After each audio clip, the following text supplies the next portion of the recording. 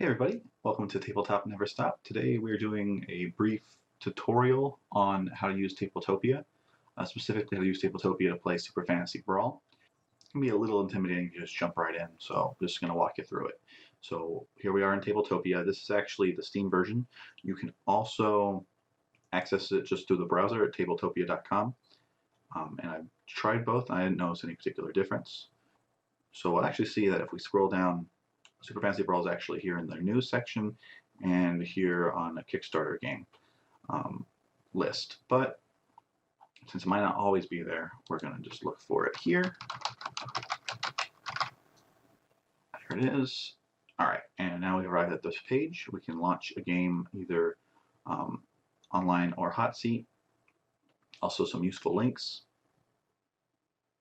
So you may want to check out Play Hot Seat just to get your bearings before you jump onto an online game. We're actually going to go there in a minute, but first let's hit play online. Okay, so now I've actually made a room. So if someone was searching for games to play, we would show up on that list. You could start the game now and wait for someone to come, or you could sit here and wait until someone took a seat, and you can talk to them here. So if we wanted instead of starting a game, if we wanted to find other players, we can go to the Find and Play. And you'll see there's actually, oh look, there's a Super Fantasy Brawl game open right now. This is actually just me opening a game on the browser, but I could join it. Come in, hit Take Seat, and now the host could start the game.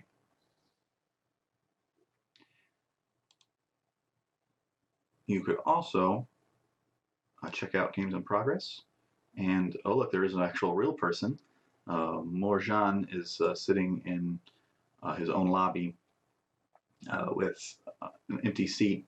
So he's probably playing around, but we could jump in there and ask him if he wants to get a game going. We're not going to because we're going to go over how to play instead. But that shows you there are people using this feature, so you should get out there and play them. All right, so let's jump in to Tabletopia itself. It's loading up. The first load will take the longest for sure. It caches stuff, so once you've done it once, it should be a little bit quicker. Although it hasn't exactly been blazing speed, in my opinion. Let's see how long it takes. Okay, that wasn't too bad. All right. Basic controls. You can move around by grabbing the board with your mouse. You can also do it with the keys. It might actually be better to use the keys because you can accidentally grab something while you're trying to pull yourself around. If you grab a piece, you'll move it instead of moving the camera. You can rotate the camera with the right button and spinning. Zoom in and out with the mouse. Nothing too crazy so far. And then if you hit the Z button, it'll take you to wherever your mouse is pointed if you want to get a close look at something.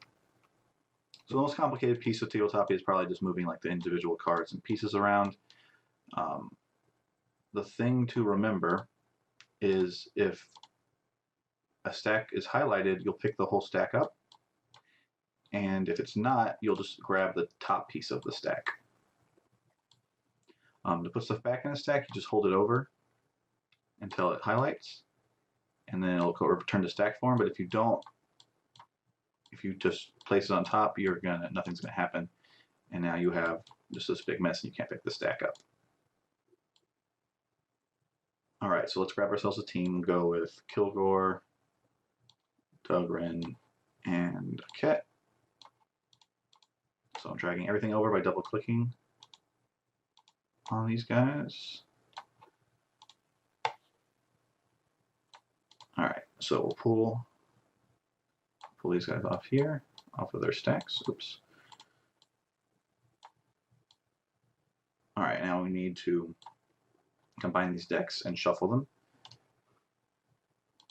Flip, flip, and flip. We actually didn't need it. We could have done this and then flipped it, to be honest. Okay. So now that it's all together, let's look at some of the things that we can do. So there's a shuffle feature. The deck is now shuffled.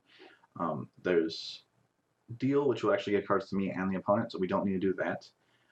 Take will actually array cards out in front, which can be useful if you want to see if you want to look at everything that's in a stack, but generally not that useful. And then, of course, we can flip the whole stack back and forth. Now, if I want to put these guys back, I can select multiple things by holding the shift button. That'll open up the drag box. And let's say I flip them all. I want to put them back on top of the stack. There they all are. And then finally, if I want to put these cards directly into my hand, I can go to draw, and I'll draw my 5 cards.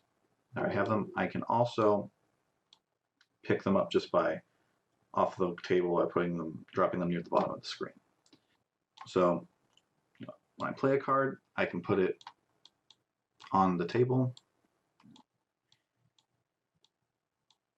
and then I'll play whatever is out, action out, and then once and that's kind of over here so the opponent can see it, and then once I'm done playing it, I'll move it over to my discard. You can, of course, stack cards in a discard pile, but where you wouldn't do that because once your opponent will see all your cards. So as you play cards, you're just going to throw them on the ground here, and then you can so that your opponent can come over and look at them. And remember, you can zoom in on a card by hitting spacebar. What else do we need to know? We can flip our cores just like we would in a real game. You could also pull them off if that works better for you, but that's kind of at your own discretion. Here's our health counters, and they can be flipped to count as 3 instead. Here's our objective pile. If I pull this off and I place it in its spot, the game will automatically flip it over for me. And again, and then next time we'll move them over. You actually don't have to shuffle your challenge deck or your trap deck. The game will do that for you automatically, although when you put traps back on the pile after they've been used, you will want to shuffle it. So we're in hot seat, so there's no text bar here, but you would just type in whatever you're doing. There is a fair amount of communication that needs to happen. Like after an attack, you go, hey, are you going to react to this? Probably easiest to use some sort of third-party communication tool. Facebook Messenger works fine. There's lots of third-party things you can use. But I have played games just through text, and it's a little slower, but it works fine. Let's say I've burned through my whole deck. I have 3 cards left. My turn's over. I'm ready to reshuffle. So how do we want to do that? Probably the easiest way is actually not to pick up our new cards yet. Just know that we have 2 new cards. So what we'll do is we can select everything. We can plop it into our hand. Not sure if we missed that guy. And now, actually it is probably easier to leave one down. So we'll flip him. And then we can right-click and select everything in our hand. And then we can flip it. And then we can drop it all. Remember, we'll wait for it to change color so we know it's going into the stack. And now it's all in the stack. And now I can shuffle this. I can grab these 3 cards, put them in my hand. And I just need to draw 2 more. And I'm ready to go. All right, so that's pretty much what you need to know to play the game. Here's a little thing you can do. So we do have the token, but it's not 2-sided. So I don't know, you can't really flip it to see who starts. So a good way, I think, to randomize it is you can pull 2 cards out, stack them, flip them over, and then ask your opponent, you want to be blue or red? And they'll say, I'm red. Shuffle it. And first card, red. So red player goes first. One other cool thing you can do is the rules of the game are actually located right here on the left. And so if you need to check something while you're playing, it's all right there. And actually, you can get access to kind of a little mini tutorial on how to use Tabletopia right here also if you get lost. There's also some features you can reach up here.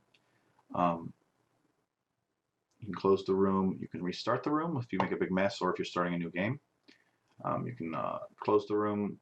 You can also go back to the lobby, but that leaves the room open, which you may want to do, but then you can only have, on the free version of Tabletopia, you can only have two rooms open at a time, so there's some limitations there. Also, as I was filming this, I got several invitations to play. And you can see my handle is Toff Bryden, so feel free to invite me to play games. If I ignore you, it's because I'm making videos using Tabletopia, so sorry if I do that. So this is a really cool tool to let you get some games in, and of course play with anyone around the whole world. I played with a guy in France the other day.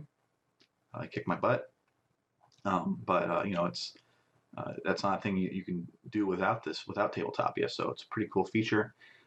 It is like a physics-based engine, so you can kind of get some weird stuff happening like that. But you just play through it.